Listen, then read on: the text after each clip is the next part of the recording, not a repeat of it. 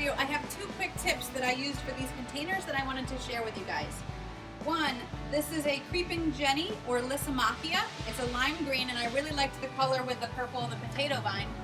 But I didn't want to wait for these guys to be available in the greenhouse, so I actually bought them as plugs, and I did another video we'll link below to show me planting them up so that we could use them for containers. So this was a less expensive way for me to get a plant because I could buy a bunch of liners and plant them myself.